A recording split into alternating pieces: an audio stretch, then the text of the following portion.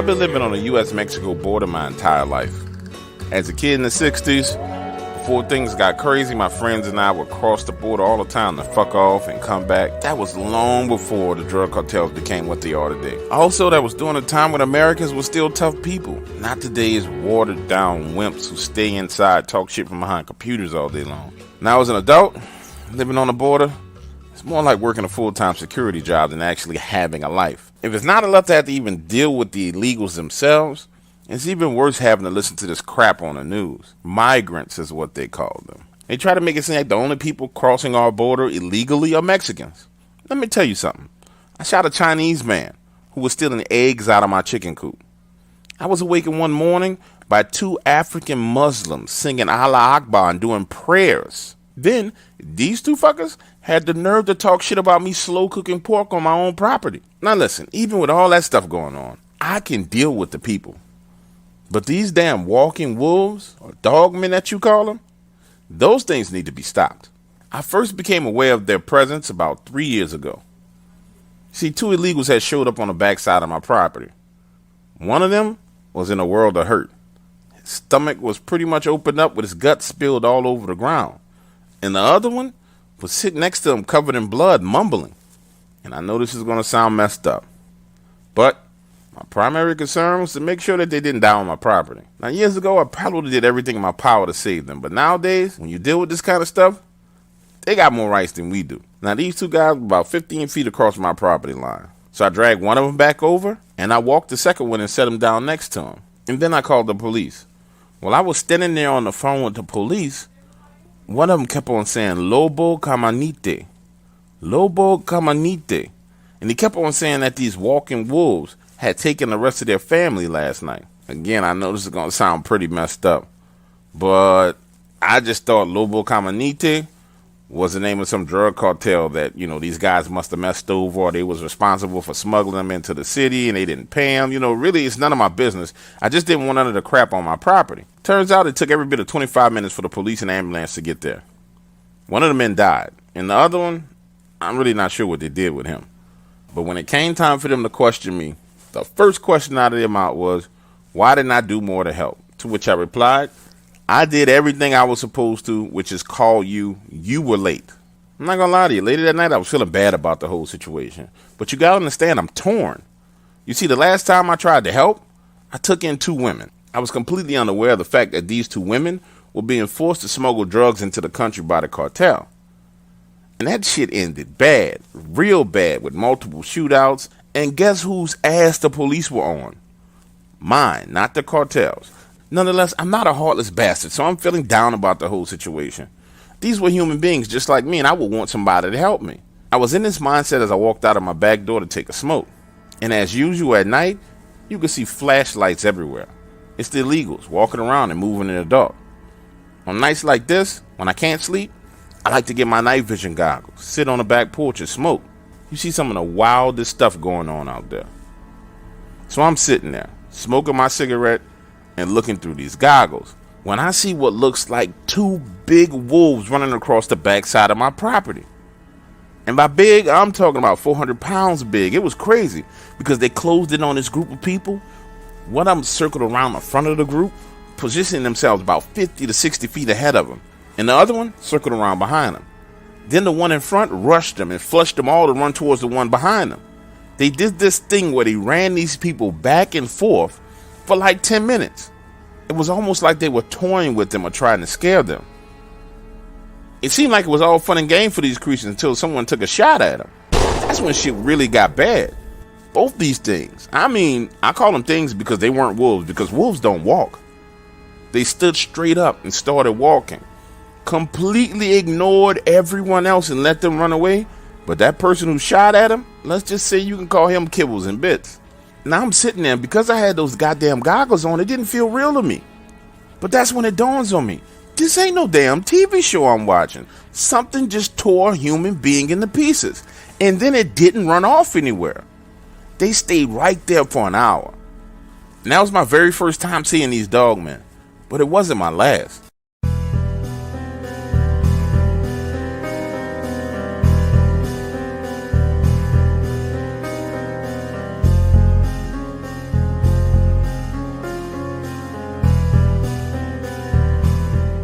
Now, the very next time I saw Dog Man, it was way too close for comfort.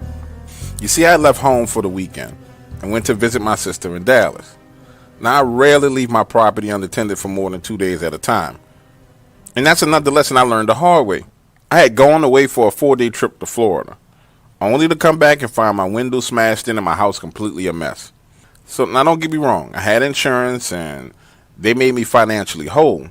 But the emotional scars of having someone in your home just like violating your shit, they never really went away. But back to the story. I was in Dallas having fun with my sister, and I got a call from one of the local officers. He said he was up at the backside of my property and had to chase a few illegals away from going to the house. It was good to know that he was looking out for me, and it made me feel at ease. So the following day when I got home, it was dark. You see, my property has these huge front gates. The only issue I have with my gates is they're slow. It takes about 45 seconds for both these gates to swing open completely so I can drive my truck through. It's dark. I'm parked there. I've hit the button. I'm waiting for the gate to swing open. But I need you guys to imagine something for a moment, just so you can understand what happens next. You personally know what it feels like when you pull into your driveway at night and you kind of fumble around with your keys and how instinctively you kind of check that rearview mirror. It's natural. You're alone in the car, and that's what you do, right? And if you were honest with yourself, you would say you're a little bit paranoid when in that situation, because you know in all actuality, you're kind of vulnerable. Our vehicles give us this false sense of security. I don't know why, but they do. I'm sitting there, waiting for the gate to open, and when I look in that rearview mirror, I see this thick, black, furry thing moving. So I physically turn my head around and look, because I didn't understand what the hell was going on. And that's when it dawned on me. This was a tail of some sort. A tail, T-A-I-L. And this thing was long. You know how your brain takes a few seconds to process things? Well, my brain was moving slow that night for some reason. And I guess the whole T-A-I-L in your rearview mirror was a problem for my brain. Like, where did this come from? But then my eyes shifted to the driver's side mirror. And what I saw freaked me completely the hell out. You know how in your side view mirror there's that little writing and it says objects in mirror may be closer than they appear. I remember reading those words and then seeing this dog head. It looked like a freaking jet black German shepherd, that long snout, ears sitting on top of his head, twitching. This thing was hunched down, its claw on the bed of my truck, and I found myself locking eyes with this creature through that mirror. Large black pupil, yellow iris. I'm talking about huge eyeballs. I ain't had no weapon, and I wasn't expecting this. I panicked for a second. I'm gonna be real, I really did. Something about those eyes. I started to feel flush and my skin burned. I guess it was the adrenaline and the blood flowing through my body, the fight or flight syndrome. And I remember thinking to myself, holy shit, it's one of them things. Then I hit the gas driving into the gate. Now, this thing was close. It was so close that I saw the dust kicking up from the tires and hit it in his eyes. The dust caused it to stand up and I was pulling off and into the gate. Now, it's about 100 yards to my front door from that gate. And honest to God, I had to be driving 80 to 90 miles an hour. And when I got to my house, I drove all the way around to the back porch, hopped out and ran into that back door. Now, I don't want to sound like I'm some kind of superhero or Rambo or anything like that. But I was in the house for about 15 to 30 seconds before I gathered the courage to go back outside and figure out what this was. So I went to my closet and I got my AR-15. And I went out of that front door. There was still dust in the air when I walked off the front porch and searched for this thing. I would say I walked about 30 yards from the front door and into the darkness when my instincts started to kick in. And by instincts, I mean like something told me that maybe, just maybe, this thing wasn't alone. And you really have to understand this. 30 yards away from my front door is pitch blackness. It's not like in the big cities where there's street lights. There's no street lights around here. The only light I have is the light from the moon, and she wasn't shining too well that night. So I've turned on the tactical light on my weapon, and that's when I hear this growl coming from ahead of me. Understand, growls of normal animals last about 2 to 5 seconds. This growl was long, 15 seconds, 20 seconds long. And the vibrations, I felt them physically going through my body. That growl pretty much told me it was time for me to get my ass back inside. And again, it reinforced my thought that maybe, just maybe, this thing might not be alone. Now, I didn't want to turn and run, because even a freaking small house dog would chase you down if you turn and run. So I let a few shots ring off. And if you ever been shooting outdoors with no earmuffs, then you know the sound echoes real loud. So now my ears are ringing. And I realize again, not only did I go back out of the house looking for this thing, and it may be more than one, but my silly ass shot my gun, and my ears are ringing, and I can't hear, and it's pitch black out here. I'm fucking up all kinds of ways. The only thing I really could rely on in that darkness was my hearing, and I didn't even have that anymore. So I started backpedaling backwards like an NFL player. When I got into the light, I stood there for a moment. Kind of made me feel safe. But then I thought I need to get in the house. Now that particular night, I didn't sleep a wink, because that thing I saw could have ran through my front door or even through my front wall if it wanted to. I stayed up on the sofa watching TV all night, the rifle laid right across my lap. And then the next morning at sunrise, I drove back up to the gate. Now, a big part of me wanted to believe that I was hallucinating the whole situation. Maybe it was jet lag. But then I saw them. These prints, huge canine prints, leading right into my front gate and then tapering off to the right, heading around the side of the house. After seeing those tracks is when I realized that I personally was going to have a problem with these creatures. Not just the illegals, not just the police, not just the cartels, but these creatures were going to be a big freaking problem.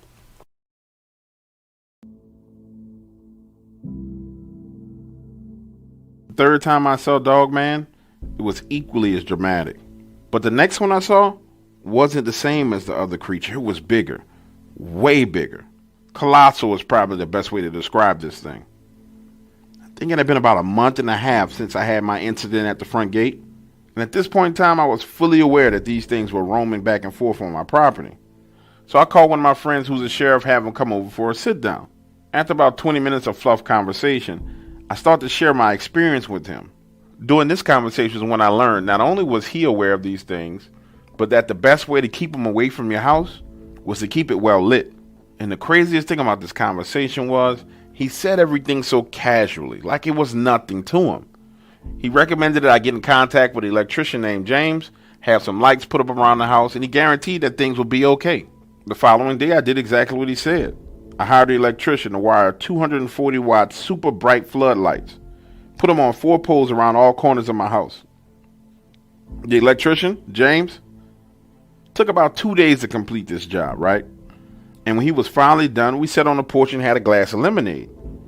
We talked about his wife, his kids, his family, and he wanted to stick around until dark to fire up the lights to make sure they had no issues.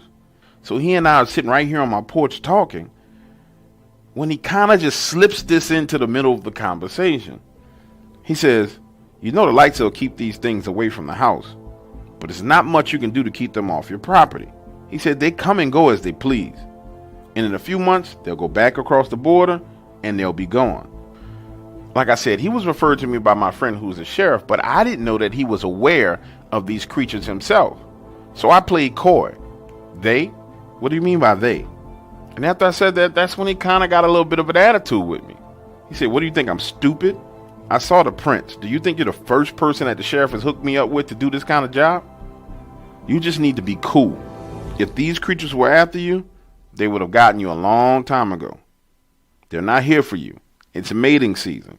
As long as you don't bother the alpha, none of them will bother you." Now, at this point in time, I probably shouldn't have continued to play coy, but you got to understand something. I was uncomfortable talking about this. The first reason was I'd already gained the reputation of being this old hard ass who lived in the area. Then, the shootout with the cartel, having problems with the Border Patrol and the FBI, I just didn't want any more attention drawn to myself. And the last thing I needed was him going out to people saying that I'm the crazy old man who thinks that he's got werewolves on his property. But then James went on to share something with me. He said that he had seen this happen many times over the past 10 years. These creatures would move across the border, roam in about a 20-mile radius back and forth, causing havoc. They mate, then they return back south to the border. That was all the information I was able to get out of him. But when the sun set, he flipped the switch, and wow, let there be light, bright lights. After that, James hopped into his truck and looked me dead in the eyes and gave me a stern warning. He said, let this storm pass. Don't shoot these creatures, don't look at these creatures, and if you don't bother them, they will not come into the light. You can freak out all you want, but don't shoot them. I'm telling you, it'll end bad for you. Now, at this point in time, I didn't have the nerve to tell this man that I'd already taken a shot at one of these creatures. So I just nodded my head, told him yes, and went back inside. The next few days and nights were quiet on my property. I had finally started to relax. And yeah, it was weird knowing you had monsters just outside of your walls, but I was dealing with the whole situation. I would say it's about 8:30 at night. I'm walking down the hallway headed to the kitchen, and for some reason I glanced upwards through the security bars on the back door, and I saw these eyes looking back at me. This kind of dull yellow eye shine about 9 feet in the air. I walked up right up on those bars, and I could see this thing standing right at the edge of the light. Massive shoulders that taper down to a slim waist. Huge, thick thighs, and this thing looked pissed. It was breathing heavy like it had been running or something. And it was just kind of moving back and forth, pacing, like it was thinking. I noticed thing saw me standing there. And then it let out this roar. Not a growl, a fucking roar. Turned and walked away. Later that night, I looked out of the door again. And I saw what looked like about 15 or 20 of these things stampeding across my property. The speed and agility at which these things move is unbelievable. They moved in a single file line and had eye shines that ranged from orangish red to red itself. And at the front, those big yellow eyes. When I was standing there, I couldn't help but wonder if that yellowed-eyed one had come to pay me a visit because I had shot at one of the other ones. And maybe, just maybe, me installing those lights had saved my life. After seeing yellow eyes, that was the last time I thought about pointing a weapon at these things. They moved about my property for the next 5.5 weeks. And then just like that, they were gone.